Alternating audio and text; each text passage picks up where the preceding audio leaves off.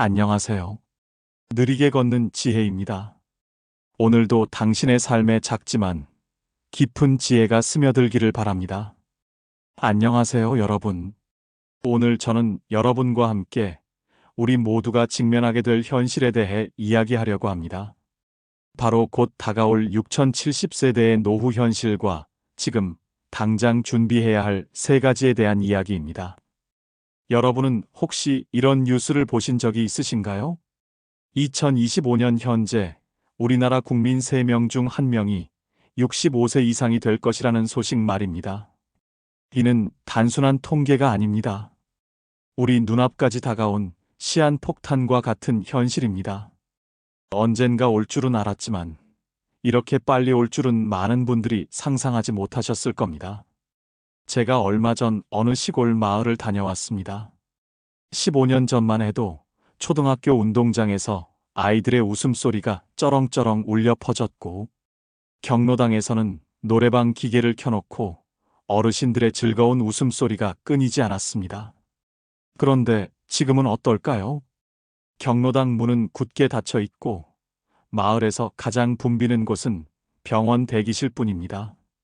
기침 소리와 한숨 소리가 하루 종일 이어지는 그 풍경이 마치 몇 년 뒤 우리의 모습 같았습니다. 이것이 단순히 시골만의 이야기일까요? 아닙니다. 서울, 부산, 인천과 같은 대도시들도 이미 조용히 같은 길을 걷고 있습니다. 그런데도 많은 사람들이 이렇게 말합니다. 그땐 그때 가서 생각하지, 아직은 괜찮아. 여러분, 그 괜찮다는 말이 얼마나 위험한 건지 아십니까? 초고령 사회는 우리를 기다려주지 않습니다. 느리게 오는 것 같지만 그 속도는 우리가 상상하는 것보다 훨씬 빠릅니다. 이미 시계 바늘은 움직이고 있고 우리는 그 안에 있습니다. 그렇다면 도대체 왜 이렇게 빨라진 걸까요? 그리고 우리가 지금부터 무엇을 준비해야 하는 걸까요? 먼저 초고령 사회가 무엇인지 정확히 알아야 합니다. 유엔에서는 65세 이상 인구가 전체의 20%를 넘으면 초고령 사회라고 정의합니다. 우리나라는 2025년 바로 지금 그 기준을 넘어섰습니다. 더 놀라운 사실은 일본이 이 지점까지 오는데 36년이 걸렸는데 우리는 단 26년 만에 도착했다는 것입니다. 세계에서 가장 빠르게 늙는 나라가 바로 우리나라입니다. 이것이 왜 심각한 문제인지 구체적으로 살펴보겠습니다. 지금 길에서 만나는 세 사람 중 1명이 65세 이상이라는 것은 버스 정류장, 병원, 시장, 어느 곳이든 어르신이 절반 가까이 차지하는 모습이 당연해진다는 의미입니다. 그리고 이러한 변화는 서울 한복판부터 이미 퍼져나가고 있습니다. 첫 번째 문제는 일할 사람보다 돌봄이 필요한 사람이 더 많아졌다는 것입니다. 노동인구가 줄면 세금을 낼 사람도 줄어듭니다. 결국 지금의 젊은 세대는 더 많은 세금을 내야 하고 우리는 연금을 제대로 받지 못할 수도 있습니다. 버는 돈은 줄고 쓰는 돈은 더 많아지는 구조가 만들어지고 있습니다. 두 번째는 의료복지 시스템의 붕괴입니다. 병원 예약이 2주에서 3주 뒤로 밀리고 간병인을 구하려면 최소 한 달을 기다려야 하는 상황이 이미 일부 지역에서는 현실이 되었습니다. 여러분도 느끼고 계시죠? 예전에는 병원에 가면 바로 진료를 받았는데 이제는 대기표를 뽑고 한참을 기다려야 합니다. 세 번째는 고립과 외로움의 폭발입니다. 통계청 자료에 따르면 65세 이상 1인 가구 비율이 10년 사이에 2배 이상 늘었습니다. 함께 늙어갈 사람이 없는 노후는 경제적 문제가 아니라 삶의 질을 송두리째 무너뜨리는 문제입니다. 이러한 변화가 왜 이렇게 빠른지 아십니까? 출산율이 역대 최저를 기록하고 결혼하는 사람도 줄었기 때문입니다. 올해 우리나라 출산율은 0.7명으로 OECD 꼴찌를 기록했습니다. 인구가 줄고 늙는 속도가 동시에 가속화되고 있는 것입니다. 이는 마치 자동차 브레이크가 고장난 채로 내리막길을 달리는 것과 같습니다. 중요한 것은 이 모든 변화가 더 이상 뉴스 속 경고가 아니라 우리 삶 한가운데서 진행 중이라는 사실입니다. 그리고 앞으로의 변화 속도는 우리가 지금 상상하는 것보다 훨씬 빠를 것입니다. 이제 개인 차원에서 어떤 일들이 벌어지는지 살펴보겠습니다. 나이가 들면 자연스럽게 고립이라는 단어가 따라옵니다. 퇴직 후 직장 동료와 연락이 끊기고 자녀들도 각자의 삶에 바빠서 얼굴 보기가 어려워집니다. 결국 하루 종일 대화 한마디 못하고 하루를 마치는 날이 많아집니다. 심리학에서는 이를 사회적 단절이라고 부르는데 이것이 길어지면 우울증과 인지기능 저하 심지어는 사망률까지 높인다는 연구 결과가 있습니다. 가족 차원에서도 문제가 발생합니다. 부모를 돌봐야 하는 자녀 세대는 경제적 정신적 부담이 커지고 형제자매 간 갈등과 부부 갈등이 심해집니다. 누가 더 많이 돌보느냐, 비용은 누가 더 부담하느냐, 이런 문제로 평생의 관계가 틀어지는 경우가 정말 많습니다. 특히 부모 본인도 미안함과 고마움 사이에서 심리적 스트레스를 크게 받게 됩니다. 사회 차원에서는 노인 인구가 많아지면 복지 예산은 늘어나지만 그 재원을 낼 젊은 세대는 줄어듭니다. 결국 세대 간 갈등이 깊어집니다. 내 세금이 다 어디로 가는 거냐라는 불만이 쌓이고 노인 세대는 우리가 살아온 세월이 있는데 왜 이렇게 박대하느냐는 억울함이 커집니다. 이러한 감정의 골은 단순한 돈 문제가 아니라 사회 신뢰 자체를 무너뜨립니다. 여기에는 심리학적 메커니즘이 숨어 있습니다. 사람은 미래의 고통을 과소평가하는 경향이 있습니다. 이를 현재 편향이라고 부릅니다. 아직 괜찮아. 그땐 어떻게든 되겠지라고 생각하지만 그 언젠가는 생각보다 빨리 그리고 한꺼번에 찾아옵니다. 준비되지 않은 상태에서 맞이하는 변화는 고통이 아니라 위기가 됩니다. 그렇다면 우리보다 먼저 초고령 사회를 경험한 나라들은 이 위기를 어떻게 버텼을까요? 일본은 2013년에 초고령 사회에 진입했습니다. 일본은 우리보다 훨씬 더 긴 시간을 가지고 변화에 적응했지만 초기에는 우리와 똑같이 의료비 폭증, 간병인 부족, 고독사 증가 같은 문제로 몸살을 앓았습니다. 일본이 내놓은 해법은 바로 지역 커뮤니티 케어 시스템입니다. 이는 한 지역 안에서 병원, 복지주거, 간병 서비스를 전부 연결해 놓는 것입니다. 예를 들어 한 구역 안에 병원과 약국 재활센터, 노인 돌봄 주택이 붙어 있어서 버스를 타고 30분씩 이동하지 않아도 생활권 안에서 모든 것을 해결할 수 있습니다. 또한 이웃 자원봉사 네트워크를 운영해서 전문 간병인 수가 부족할 때는 동네 주민이 일정 교육을 받고 돌봄 활동에 참여하도록 했습니다. 이렇게 하니 고립도 줄고 병원 이용 효율도 높아졌습니다. 덴마크의 사례도 주목할 만합니다.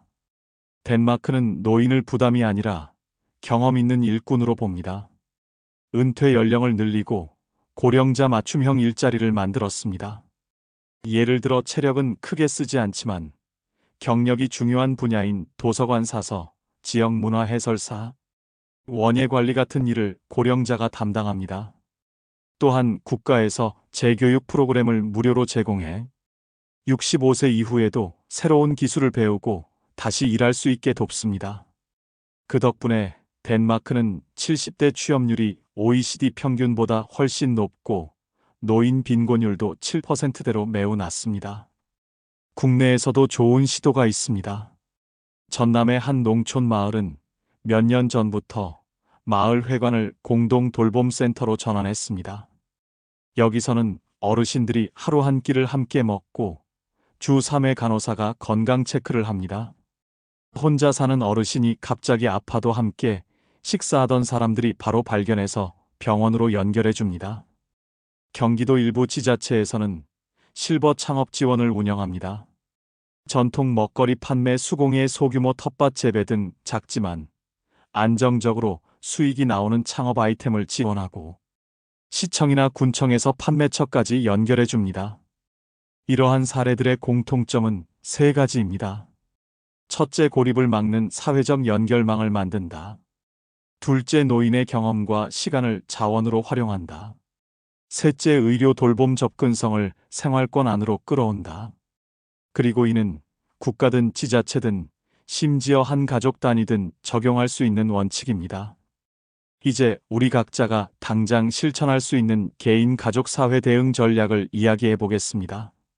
첫 번째, 건강관리입니다. 오래 사는 것은 이제 당연한 시대입니다. 문제는 어떻게 사느냐입니다. 병원 침대에서 10년을 보내는 것은 장수라고 할 수 없습니다. 진짜 장수는 내 두 발로 시장에 가고 손으로 밥을 차리고 친구와 차를 마실 수 있는 기간을 늘리는 것입니다. 이를 기능적 건강 수명이라고 합니다. 70세 이후 골절 한 번이면 평균 회복 기간이 6개월이고 그 사이 근육은 30% 이상 줄어듭니다. 더 큰 문제는 노년기에 한 번 잃은 근육과 균형 감각은 거의 회복이 불가능하다는 것입니다. 넘어지는 순간이 노인성 건강 하락 곡선의 출발점이 되는 이유입니다. 실제로 75세 이상 낙상 환자 10명 중 4명은 골절 후 집에서 다시 혼자 생활하지 못합니다. 그렇다면 어떻게 지켜야 할까요? 주 3회 이상 근력 운동은 필수입니다. 헬스장에 가지 않아도 됩니다. 물통 탄력 밴드 의자만 있으면 집에서도 충분히 가능합니다. 예를 들어 1.5리터 물통을 들고 팔꿈치 굽히기 15회 3세트 의자에 앉았다 일어서기 15회 3세트 정도면 하체와 상체를 동시에 단련할 수 있습니다. 매일 30분 이상 걷기와 일주일에 2번은 가벼운 등산이나 계단 오르기를 하세요. 심박수가 조금 오르고 숨이 차야 근육과 심장 모두 훈련됩니다. 균형 감각 훈련도 꼭 해야 합니다. 넘어짐을 막는 것은 힘이 아니라 균형입니다. 양치할 때 한 발로 서기, 눈 감고 10초 버티기 같은 간단한 습관이 평생을 지켜줍니다. 일본에서는 이 습관 하나로 65세 이상 낙상률을 20% 낮췄다는 보고도 있습니다. 두뇌도 근육입니다. 자극을 주지 않으면 기능이 떨어집니다. 하루 20분 책 읽기, 주 2회 악기나 외국어 배우기, 퍼즐 보드게임, 스도쿠 같은 뇌 자극 활동을 꾸준히 해야 합니다. 영국의 한 연구에 따르면 매주 2번 이상 이런 인지 활동을 하는 노인의 치매 발병률은 40% 낮습니다. 두 번째, 재정 관리입니다. 은퇴 후 20년에서 30년은 월급 없는 장마철입니다. 우산이 없으면 바로 비를 맞고 고생하는 것입니다. 70세 이후 평균 지출을 살펴보면 간병비는 월 150만 원에서 200만 원이고 3년이면 약 7천만 원입니다. 의료비는 매년 오르고 집수리와 교통비도 필요시 수백만 원 단위가 필요합니다. 은퇴 후 필수 지출은 15년 기준 1억 5천만 원에서 2억 원 정도입니다. 게다가 의료비는 물가보다 더 빠르게 오릅니다. 최근 10년간 한국 소비자 물가 상승률이 평균 2%였지만 의료비 상승률은 4% 이상이었습니다. 돈을 3개의 주머니에 나누어야 합니다. 이를 금융에서는 버킷 전략이라고 합니다. 이 방법은 은퇴 이후 돈이 떨어질 걱정 없이 오래 버티게 해주는 구조입니다. 첫 번째 주머니는 지금부터 3년 안에 쓸 돈으로 바로 생활비로 쓰는 돈입니다. 잃으면 안 되니까 예금, 적금, CMA 언제든 꺼낼 수 있는 통장처럼 안전한 곳에 둡니다. 한 달 생활비 200만 원에서 국민연금 120만 원을 받는다면 부족한 80만 원. 곱하기 12개월 곱하기 3년으로 2,880만 원입니다. 두 번째 주머니는 3년 뒤부터 10년 사이에 쓸 돈입니다. 당장은 안 쓰지만 곧 필요해질 돈으로 은행 이자보다 조금 더 불어나는 안전한 곳에 둡니다. 국공채나 우량회사가 발행한 채권 안정형 배당주 등이 이에 해당합니다. 세 번째 주머니는 10년 이후에 쓸 돈으로 먼 미래를 준비하는 돈입니다. 10년 뒤에는 물가가 최소 25% 오르기 때문에 은행 예금에만 두면 가치가 떨어집니다. ETF나 국내외 주식 등 장기 성장 가능성이 있는 투자에 배분합니다. 장기요양보험에 대해서도 알아두셔야 합니다. 65세 이상 어르신 5분 중 1분은 장기요양 서비스를 받습니다. 예를 들어 1등급으로 요양원에 들어가면 국가에서 지원해주는 수가가 2025년 기준으로 한 달에 약 270만 원이고, 그중 본인이 내야 하는 것은 20%인 약 54만 원입니다. 하지만 식사 재료비, 미용비, 침대나 이불 같은 생활용품, 병원 가며 쓰는 교통비 등은 비급여라서 다 본인 부담입니다. 그래서 실제로는 한 달에 150만 원에서 250만 원까지도 나갈 수 있습니다. 세 번째, 디지털 기술 습득입니다. 요즘 세상에서 정보가 곧 돈입니다. 특히 65세 이후에는 디지털 기술 활용이 필수가 되었습니다. 복지 신청, 병원 예약, 요양 서비스 안내, 정부 지원금 조회까지 대부분이 이제 앱과 홈페이지에서만 가능합니다. 기술을 모르면 병원 예약조차 늦어서 치료 시기를 놓칠 수 있고, 정부가 주는 돈을 신청 기한 내에 못 받아버리고 지원 서비스나 혜택을 다른 사람이 먼저 가져가 버립니다. 앞으로 복지 혜택, 금융거래, 의료 서비스는 점점 더 디지털로 옮겨갑니다. 노후에 편하고 안전하게 살려면 이 4가지는 꼭 배워야 합니다. 첫째, 스마트폰 결제와 송금입니다. 은행 안 가도 집에서 편하게 돈을 주고받을 수 있는 기술입니다. 둘째, 온라인 병원 예약과 원격 진료입니다. 특히 몸이 불편하거나 먼 병원에 가기 힘들 때 집에서도 진료를 받을 수 있습니다. 셋째, 정부 지자체 복지 앱 사용법으로 기초연금, 건강검진, 복지 혜택 신청까지 모두 스마트폰으로 가능합니다. 넷째, 화상통화입니다. 자녀, 손주 얼굴을 보면서 이야기하는 것은 물론이고 의사와의 상담도 영상으로 할 수 있는 시대입니다. 이를 배울 수 있는 곳들을 소개하겠습니다. 행정복지센터나 주민자치센터에서는 스마트폰 활용 교육 프로그램을 무료로 운영하는 경우가 많습니다.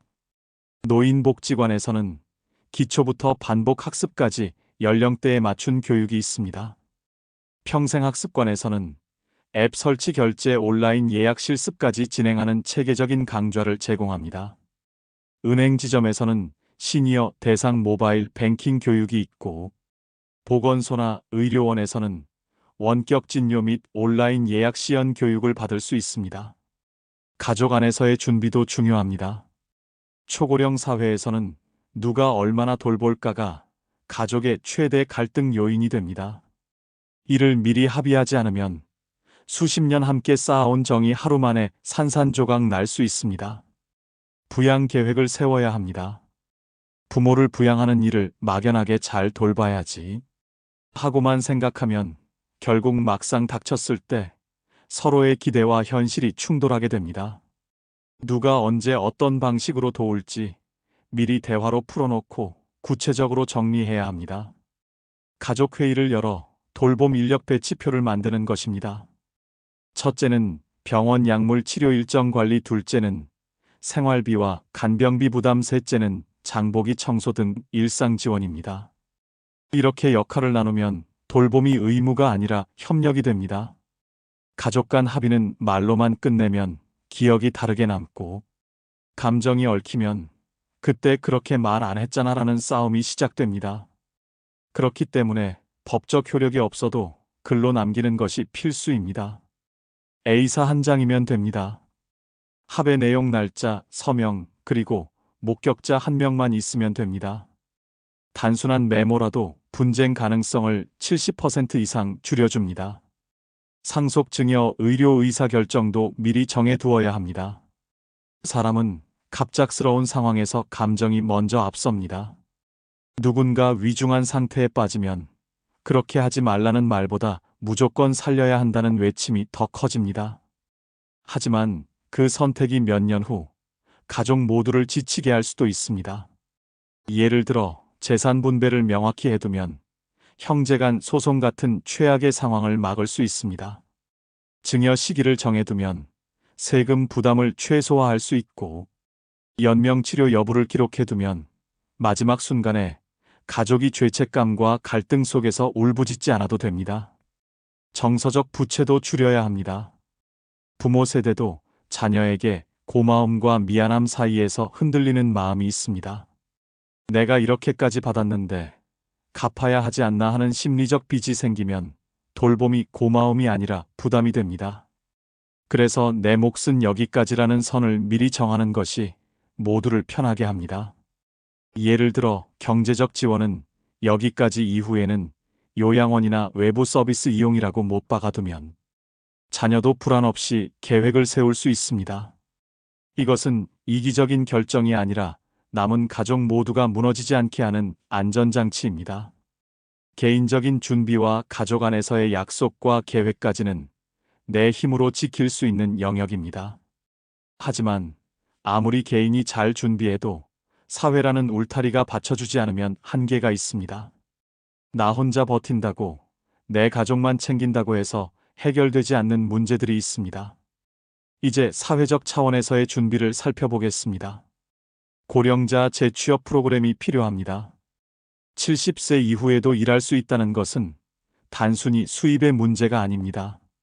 아침에 일어날 이유가 있고 내가 누군가에게 필요한 존재라는 감각을 유지하는 것이 정서적 건강의 핵심입니다. 마을 안전지킴이, 지역 문화 해설사 학교 방과 후 돌봄 같은 의미 있는 일은 월급 이상의 가치를 줍니다. 이를 위해서는 고용노동부 시니어 인턴십이나 한국노인인력개발원 홈페이지에서 지역 일자리 공고를 확인하고 구청이나 면사무소 시니어 클럽을 방문해 현장 모집 일자리 상담을 받을 수 있습니다. 주민자치센터나 평생학습관에서는 자격증 과정이나 해설사 안전지도사 과정을 등록할 수 있고 학교 도서관, 박물관 등에 직접 제안해 마을 교육 프로그램에 참여할 수도 있습니다.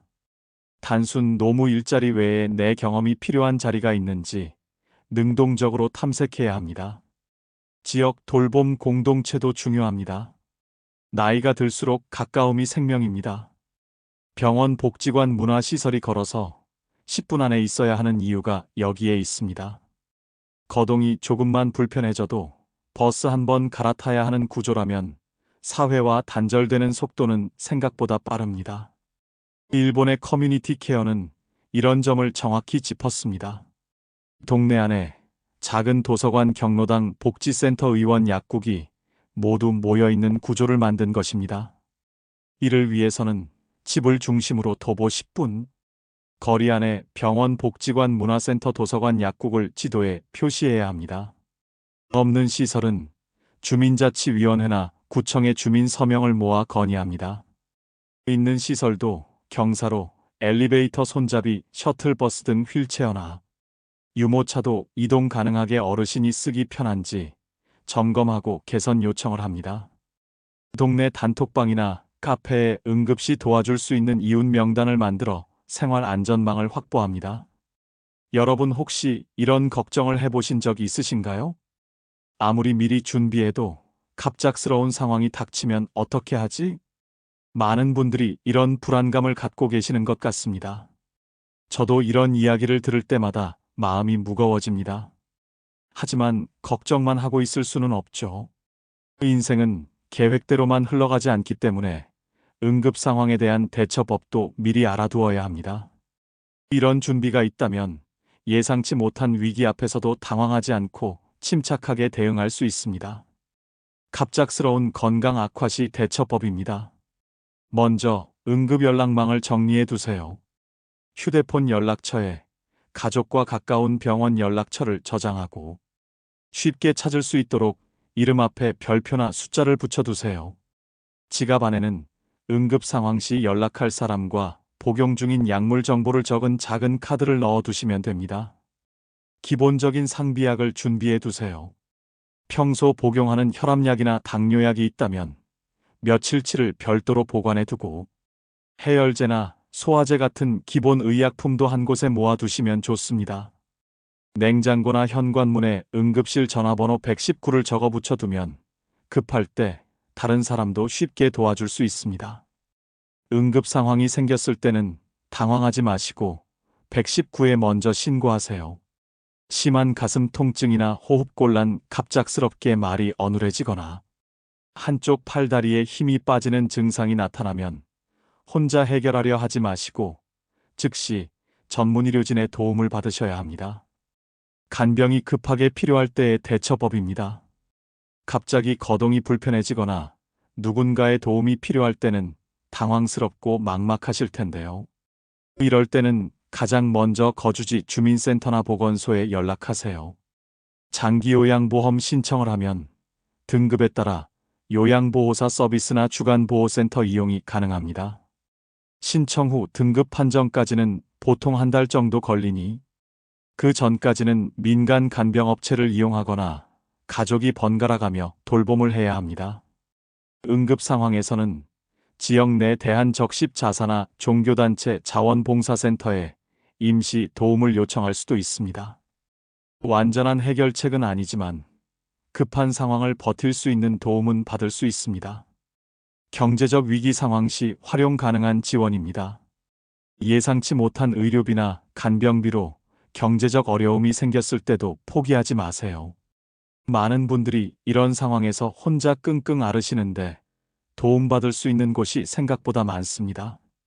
먼저 거주지 주민센터에 가서 긴급복지 지원을 신청하세요. 갑작스런 의료비 부담이나 소득 감소로 생활이 어려울 때 최대 6개월간 생계비나 의료비를 지원받을 수 있습니다. 신청 당일에 선지원 후 조사하는 방식이라 급한 상황에서 큰 도움이 됩니다. 의료비 부담이 클 때는 병원 사회복지과에서 의료급여나 의료비 감면 상담을 받을 수 있습니다. 국민건강보험공단에서는 재난적 의료비 지원 사업도 운영하고 있어 본인 부담금이 연소득의 15%를 넘을 때 추가 지원을 받을 수 있습니다. 또한 각 지자체마다 노인복지관이나 사회복지관에서 긴급 지원 프로그램을 운영하고 있으니 가까운 복지관에 문의해 보세요. 여러분, 이런 정보들을 미리 알아두는 것만으로도 마음이 조금은 편해지지 않으셨나요? 물론 이런 상황이 오지 않는 것이 가장 좋겠지만 만약의 경우를 준비해 알아두시면 훨씬 안심이 되실 거예요. 중요한 건 혼자 끙끙 앓지 마시고 도움을 요청하는 것입니다. 우리 사회에는 어려운 상황에 처한 분들을 돕기 위한 여러 제도와 기관들이 마련되어 있습니다. 저도 이런 이야기를 준비하면서 많은 생각이 들었습니다. 사실 노후 준비라는 게 막막하고 두렵기도 하잖아요. 어디서부터 시작해야 할지 모르겠고 내가 제대로 하고 있는 건지 불안하기도 하고요. 그런 마음 정말 충분히 이해합니다. 하지만 여러분은 혼자가 아닙니다. 우리 모두가 함께 겪어나가야 할 시대적 과제이고 함께 준비하고 함께 지혜를 나누면 분명 길이 보일 거라고 믿습니다. 세대 간 교류도 필요합니다. 세대를 나누는 벽은 생각보다 높습니다. 하지만 그 벽을 허물면 젊은 세대와 어르신 모두의 삶이 풍요로워집니다. 대표적인 방법이 상호 멘토링입니다. 어르신이 젊은이에게 장인 기술 전통 음식 수공예를 가르치고 젊은 세대는 디지털 기술 스마트폰 영상 편집 온라인 마케팅을 알려주는 구조입니다. 이를 위해서는 평생학습관 도서관 문화센터에서 세대 통합 프로그램이 있는지 확인하고 스스로 할 수 있는 기술이나 재능 목록을 만들어 봉사단체나 교육기관에 제안할 수 있습니다. 내 집 문 앞 10분 거리에 도움의 손길이 있고 일할 기회가 있고 세대가 연결된 사람들이 있어야 합니다. 프랑스의 철학자 시몬 드 보부아르는 이렇게 말했습니다. 늙음이란 단순히 시간의 흐름이 아니라 사회가 만들어낸 구조의 산물이다. 우리가 어떤 사회를 만드느냐에 따라 늙음의 의미도 달라진다는 것입니다. 미국 하버드 의과대학의 80년간 진행된 성인 발달 연구에 따르면 행복한 노년을 결정하는 가장 중요한 요인은 돈이나 명예가 아니라 좋은 관계였습니다. 외로움은 하루 담배 15개비를 피우는 것과 같은 건강상 위험을 초래하며 반대로 따뜻한 인간관계는 뇌 기능 저하를 늦추고 신체 건강까지 지켜준다는 것이 과학적으로 입증되었습니다. 이제 결론을 말씀드리겠습니다. 늙는 것은 선택이 아닙니다. 하지만 어떻게 늙을지는 우리의 선택입니다. 여러분도 가끔은 이런 생각 해보지 않으셨나요? 나이 들어가는 게 두렵고 미래가 불안하다고요. 그런 마음 정말 자연스러운 감정입니다. 저도 그렇고 우리 모두가 그런 마음을 갖고 있어요. 하지만 바로 그런 불안감 때문에 더욱 미리 준비해야 하는 것 아닐까요? 오늘부터 여러분만의 노후 체크리스트를 작성해 보세요. 건강, 돈, 사람, 기술, 그리고 사회라는 5개의 기둥을 세워야 합니다. 건강은 오늘 당장 시작할 수 있는 작은 운동 습관부터입니다. 설거지가 끝나고 10분만 의자에 앉았다 일어서기를 해보세요. 그것이 10년 뒤를 병원 대신 공원으로 이끌어 줄 것입니다. 돈은 3개의 주머니로 나누어 관리하고 장기 요양비까지 미리 계산해 두어야 합니다. 기술은 스마트폰 하나라도 제대로 활용할 수 있어야 노후의 혜택을 놓치지 않습니다. 가족과는 미리 대화하고 문서로 남기며, 사회적으로는 내 동네가 정말 걸어서 10분 안에 필요한 시설들이 다 있는지 확인해 보세요. 이것은 내일이 아니라 바로 오늘 시작해야 하는 일입니다. 준비 없이 흘려보낸 하루가 쌓이면 그것이 바로 후회가 되는 노년이 됩니다. 오늘 시작하는 단 한 줄이 10년 뒤를 지켜줄 든든한 울타리가 될 것입니다. 6070세대가 겪게 될 노후 현실은 분명 녹록지 않습니다. 하지만 지금부터 차근차근 준비한다면 위기가 아닌 기회로 만들 수 있습니다. 건강한 몸으로 경제적 여유를 가지고 따뜻한 사람들과 함께하는 노년을 위해 오늘부터 한 걸음씩 내딛어 보시기 바랍니다.